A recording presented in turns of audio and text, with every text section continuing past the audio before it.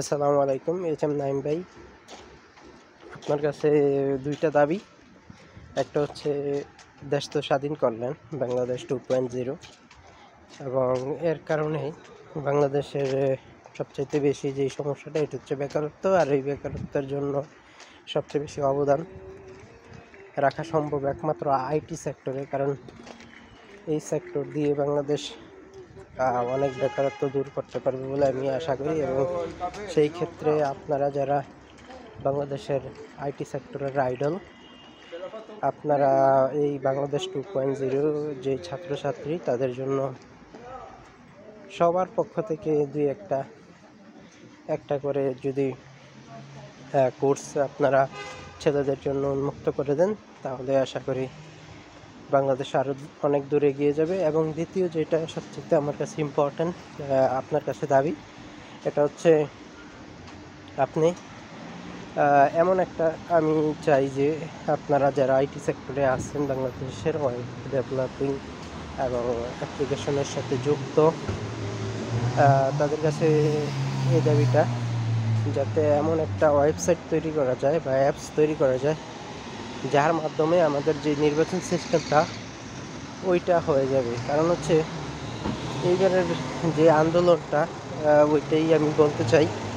এইবারের যে আন্দোলনটা হয়েছে, ওই আন্দোলনটার মধ্যে সবচাইতে গুরুত্বপূর্ণ ভূমিকা পালন করছিল যে ফেসবুক। কারণ হচ্ছে মানুষ অনেকেই রাস্তার মধ্যে নামতে পারে নাই, অনেকেই বিদেশ ছিল, তারা সবাই সকলের অধিকার নিয়ে সবাই একত্রে সরকারের বিরুদ্ধে কথা বলছিল একমাত্র ফেসবুকেই। এবং ওইখানে সরকার তাদের যেই সিস্টেমটা, যেমন কালো পতাকা ধারণ করার জন্য বলছিল, জনগণ তখন তাদের ফেসবুক লাল করে তার প্রতিবাদ জানায়, কোনো হতাহত, কোনো দুর্ঘটনা ছাড়া। কিন্তু অল্প কিছু সংখ্যক আমরা দেখতে পেয়েছিলাম যে মানুষ রাস্তার মধ্যে লাল কাপড় পরে নামতে। তো এমন যদি একটা সিস্টেম করা যায় যে মানুষ তার আইডি কার্ড দিয়ে ওই ওয়েবসাইটে বা অ্যাপসের মধ্যে ঢুকে তার নিজের ভোটটা নিজে দিতে পারবে, তাহলে যে সবচাইতে সুন্দর নির্বাচন হবে বলে আমি ধারণা করি। এবং সেই ক্ষেত্রে সবচেয়ে বেশি ভূমিকা আপনারা যারা আইটি সেক্টরে আছেন তারাই করতে পারেন। কেননা আমার মনে হয় না যত সরকারি আসুক, যত কিছুই পরিবর্তন হোক, এই জিনিসটা অন্তত ভোটাধিকার যে বিষয়টা, এই কোনো দিনই কোনো সরকার এটা এর চেয়ে সুন্দর আমার মনে হয় না যে করতে পারবে। এবং এইটা আমি আশা করি যে বাংলাদেশের সকল নাগরিক এটা গ্রহণ করবে। হয়তোবা বড় যেই দলগুলো বা যেই দলগুলো রাজনীতি করে, তারা মানতে চাইবে না। কারণ হচ্ছে তারা চাইবে না যে মানুষ তাদের নিজস্ব যে ভোটাধিকার ওইটা ফিরে পাক।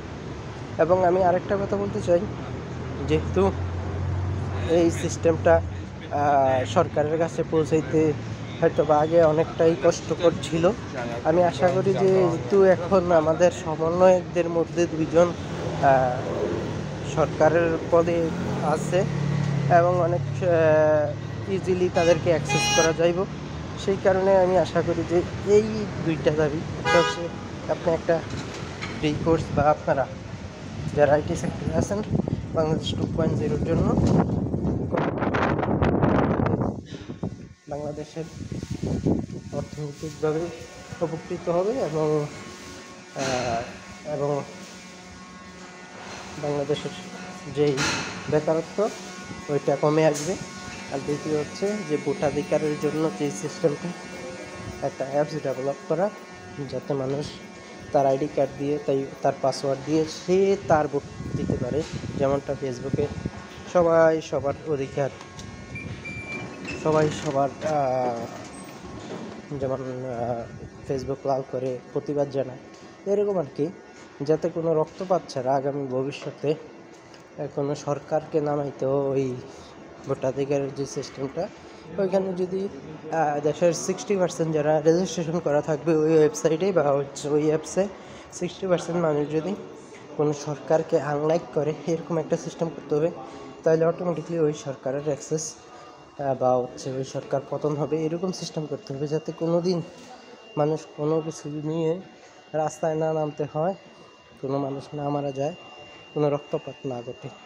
এটাই আপনার কাছে এই দুইটা দাবি। ধন্যবাদ ভাই, ভালো থাকবেন, আল্লাহ হাফেজ।